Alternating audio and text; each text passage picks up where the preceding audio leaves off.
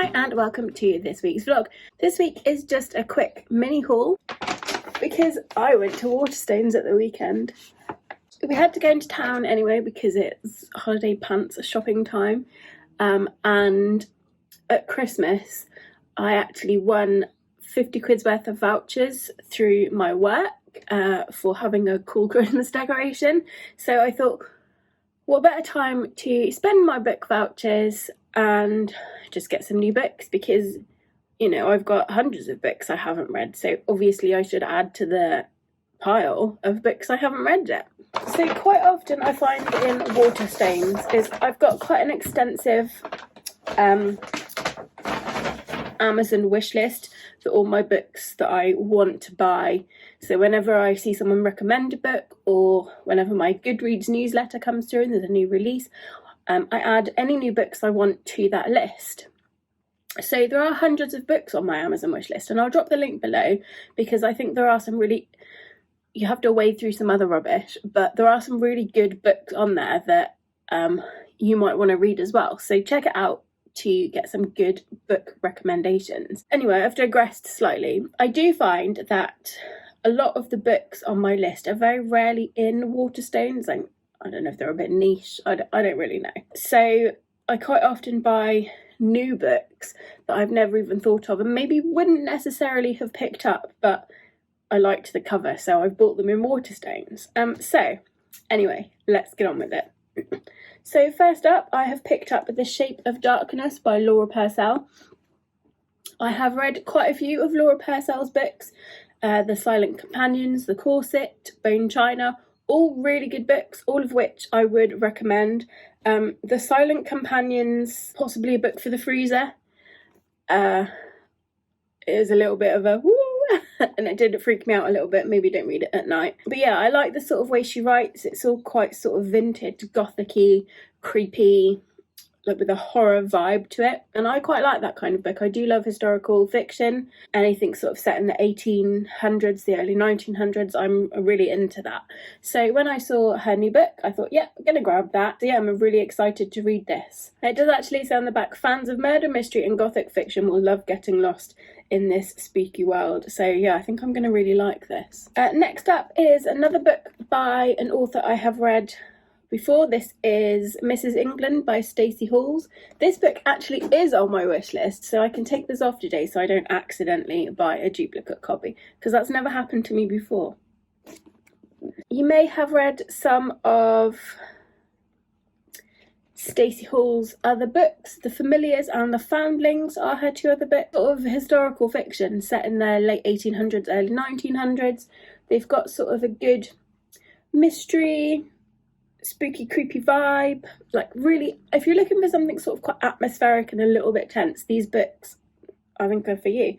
So yeah, I'm excited to read Mrs. England by Stacey Hall. The next book is one I saw the cover and I thought, yeah, I quite like that, and actually I needed another book that was buy one get one half price, so that was kind of the only reason I picked this up. So this is The Mad Women's Ball by Victoria Mars, or Mass. I'm not 100% sure on how you say that. But yeah, I think this looks really good. Yeah, so I picked this book up and I read the back of it, and it seemed to be sort of a little bit about an asylum. It's set in the late 1800s, so again, right up my street. It's sort of based around the madness of women and asylums, and I am really into that. I love that. I love reading fiction and non-fiction books about the history of mental health and medicine and hospitals. So anything that sort of touches on those subjects, I'm always really keen to read. Yeah, it says Genevieve is a senior nurse who has placed her faith in Dr. Charcot and his new science, but everything changes when she meets Eugenie, the daughter of a bourgeois family. For Eugenie has a secret and she needs Genevieve's help. Their fates will collide on the night of the Mad Women's Ball. Amazing. And who doesn't want to go to the Mad Women's Ball? I think I have one of those every night. So yeah, I am excited to read that. So next up is The Christie Affair, and this is by Nina de Gramont.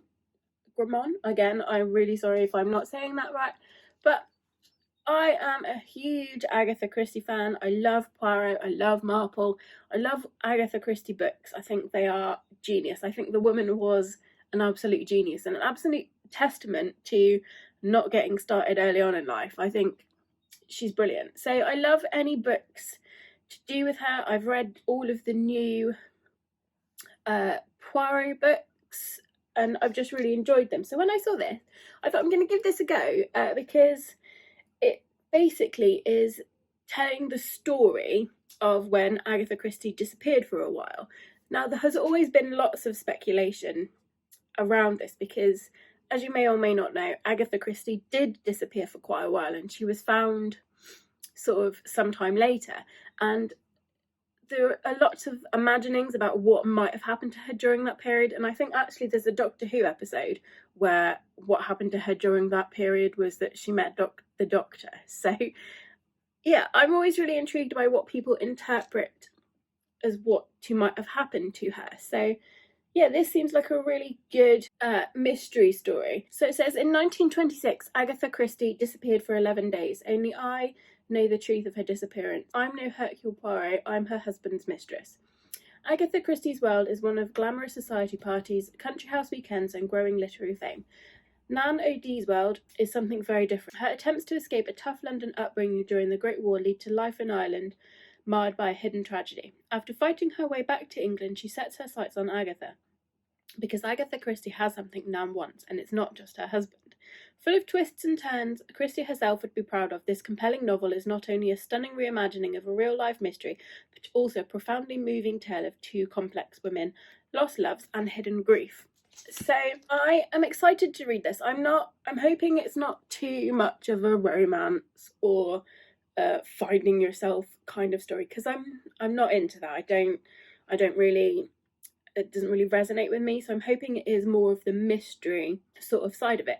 Big fan of Agatha Christie.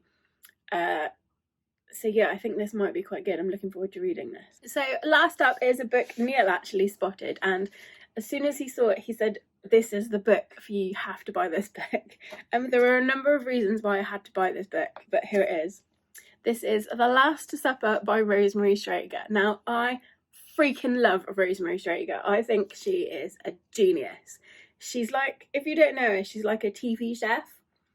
And she, a long time ago, years ago, she had this TV show. That was the first time I knew of her, was from this TV show.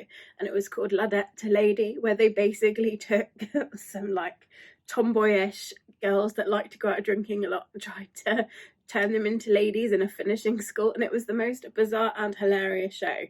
And it was just awful, and I don't think they'd get away with it today, but I loved it. And I love Rosemary Strager. She's like a proper old school TV chef, and I really like her. She's so funny. I love the way she talks. I just love everything about her. So as soon as Neil saw this, he knew I was gonna want to read it.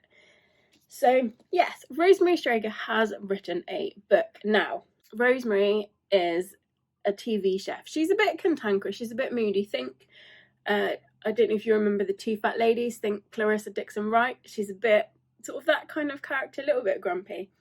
So what would you imagine Rosemary Strager would write about? So I'm just going to read this little line to you. In the retired TV chef Prudence Bulstrode, Rosemary Strager has created a welcome addition to the ranks of female amateur sleuth. What's not to love? So I love like these amateur sleuthy type books. I was a big fan of the MC Beaton, Agatha Raisin books. I enjoyed those, and like I've already said, I love Miss Marple, and these are to me sort of modern day Miss Marples, a little bit like the Richard Osman books, The Thursday Murder Club. I've quite enjoyed those. I like the idea of little old ladies being allowed to solve crimes. It just really appeals to me. Maybe that's what I'm going to do when I get old. I'm going to solve crimes. Anyway, so yeah, I'm really excited to read this because it just seems to be a book of, I guess, how Rosemary Strager would like to live her life, solving mysteries. And I just think it's genius. I think she's basically written a book about herself, and I think that's amazing. And it has a couple of quotes on the front. So one of them says, Rosie knows her food and she's cooked up a storm. And that's by Miriam Margolyes. And I love Miriam Margolyes, so she likes it.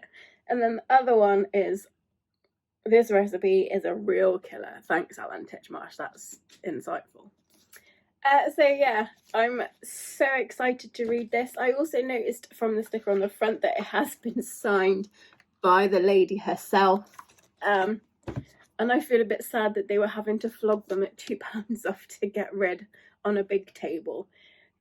I urge you to go out and buy Rosemary Schrager's book because she's genius, and I think if you've never watched anything with her, have a look on YouTube and see if you can find Ladette to Lady and just give it a watch because it's genius. So yeah, those are the books I bought. Neil carefully helped me work out if I was spending more than my £50. I did let him know that obviously he would have to pay the difference if there was any difference. I think it came to £52.50, so he very kindly subbed me the £2.50 at the end. But yeah, I am so excited to read all these. I love books. I love having books. I love having books that I haven't read yet on my shelves. Although I have recently gotten back into reading, and I read two and a half books yesterday. So yeah, I think we're maybe back on track to do some good reading.